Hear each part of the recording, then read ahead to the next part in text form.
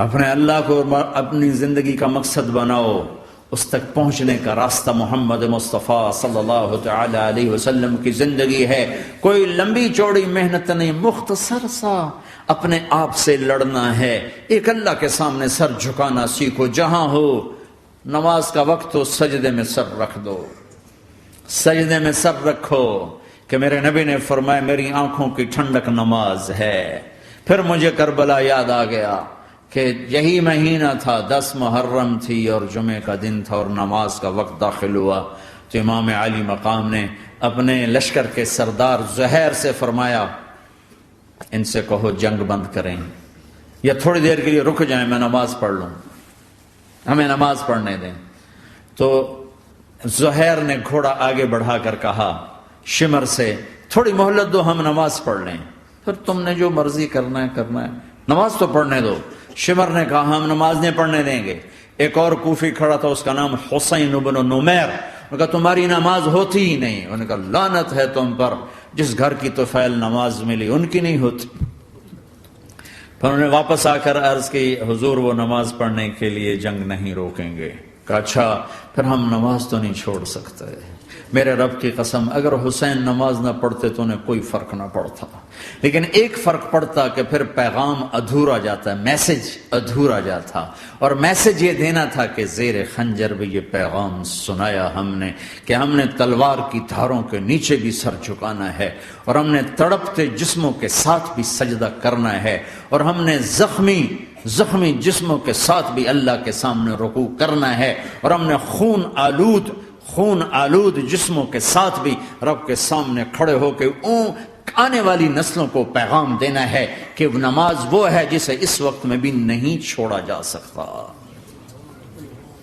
تاکہ کوئی یہ کہہ نہ سکے میں کیسے پڑھتا، میری جاب تھی میں کیسے پڑھتا، میری آنکھ نہیں کھلتی میں کیسے پڑھتا، میری عادت نہیں۔ اللہ کی قسم یہ جنتی نہیں تھے، جنت کے سردار تھے، صرف جنتی نہیں تھے، جنت کے سردار تھے، صرف جنتی نہیں جنت کے سردار۔ اور یہ سرداری کب ملی؟ محنت کے بعد نہیں، پہلے ہی ابھی ماں کا دودھ نہیں چھوٹا تھا کہ میرے نبی نے فرمایا حسن حسین جنت کے نوجوانوں کے سردار ہیں، اور ایسا پیار تھا کہ دونوں کو عرب سردار بچہ اٹھانا اپنی ذلت سمجھتے تھے، بچے نہیں اٹھاتے تھے، سب کے سامنے پیار نہیں کرتے تھے، لیکن آپ حسن حسین کو یہاں اٹھاتے، پھر یہاں ہی نہیں اٹھاتے تھے، یہاں کندھوں پہ بٹھاتے، یہاں۔ اور ایک عرب بدو حیران ہو کے دیکھ لیں، یا رسول اللہ یہ آپ کیا کر رہے ہیں؟ مطلب یہ کتنی عیب کی بات ہے کہ آپ جیسا سردار اور یہاں بچوں کو بٹھایا ہوا ہے۔ کہنے لگا آپ ان سے بہت پیار کرتے ہیں؟ کہا ہاں میں ان سے بہت پیار کرتا ہوں، اور صرف میں نہیں کرتا، اللہ بھی ان سے پیار کرتا ہے۔ اور بتاؤں جو ان سے پیار کریں گے اللہ ان سے بھی پیار کرے گا، جو ان سے محبت کریں گے اللہ ان سے بھی محبت کرے گا، اللہ بھی ان سے محبت کرے۔ پھر ہم نے دعا مانگی یا اللہ جو ان سے پیار کرے تو ان سے پیار کر، جو ان سے بغض رکھے تو ان سے بغض رکھ۔ حضرت حسن سر سے لے کر کمر تک اللہ کے نبی کی 100% کاپی تھی، چہرہ یہ آدھا حصہ اوپر والا نبی کے مشابہ، یہاں سے نیچے پاؤں تک علی کے مشابہ، باپ کے مشابہ۔ حسین اس کا الٹ، سر سے لے کر کمر تک علی کے مشابہ، کمر سے لے کر پاؤں تک اللہ کے نبی کے مشابہ۔ اس مشابہت پر ہمارے نبی کہا کرتے تھے حسن میرا بیٹا ہے، حسین علی کا بیٹا ہے۔ ہائے ہائے کیا کیا لاڈ لڈائے اور کیا لوگوں نے کر دیا ان کے ساتھ۔ نماز جیسے عظیم عمل میں، نماز جیسے آپ رکوع میں ہوتے تو حسن آ کر نہ پاؤں میں گھس جاتے تھے، یہاں سے نکلتے ادھر، یہاں سے نکلتے یوں۔ سجدے میں جاتے تو کمر پہ بیٹھ جاتے تھے، فرض نماز کا سجدہ۔ تو ایک دفعہ، پہلی دفعہ جب یہ قصہ ہوا تو آپ نے سجدہ لمبا کر دیا، بچے کے اتارا نہیں، اٹھے نہیں، سجدہ لمبا کر دیا۔ پچھلے پریشان ہو گئے کہ اتنا لمبا سجدہ کہیں آپ فوت تو نہیں ہو گئے۔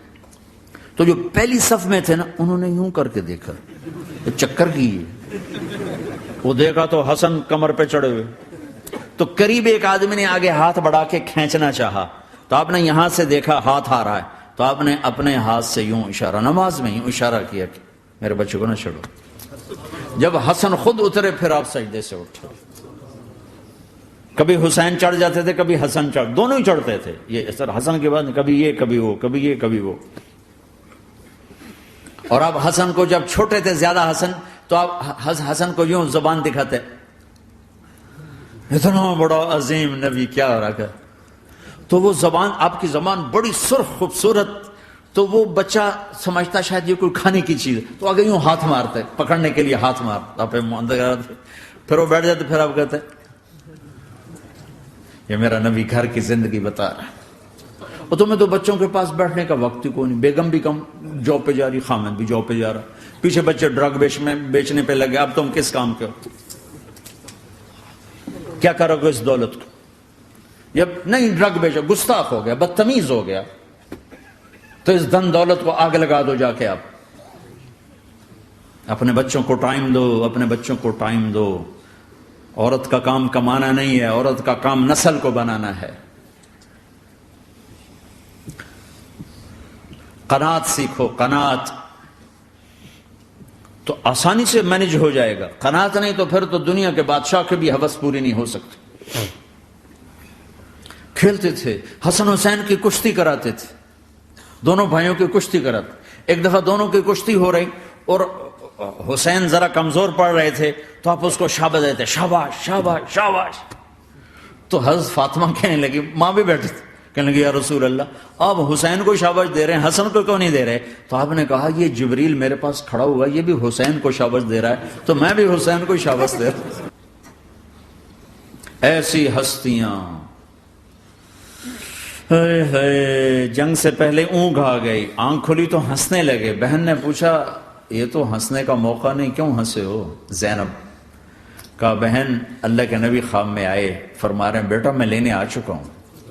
تو اب نہ پڑھے نماز، اب کیا مسئلہ ہے؟ جنت کے لیے تو کرنا ہے سب، یہ جنت کے لیے تو کر رہے، اللہ کے لیے تو کر رہے کہ سر دادن و جان دادن نہ آئے ہے از لذت دیدارش خسرو چتواں گفتن سر دادن و جان دادن نہ دیدار رخ یارے.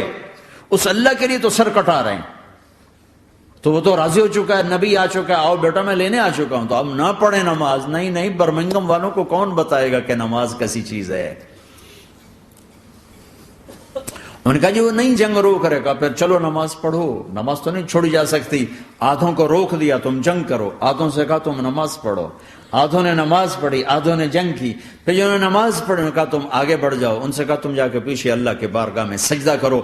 1400 سال کی تاریخ میں ایسے نمازی میری نظروں سے نہیں گزرے، اور ایسی نماز نہیں پڑھی گئی. نبی کے زمانے کے بعد آپ نے بھی صلاۃ خوف ایک پڑھی تھی، وہ نبی تو نبی ہوتا ہے. اور کیا ان کا حال تھا، خون و خون. اپنے خون سے وضو کیے یا کربلا کی مٹی سے تیمم کیے.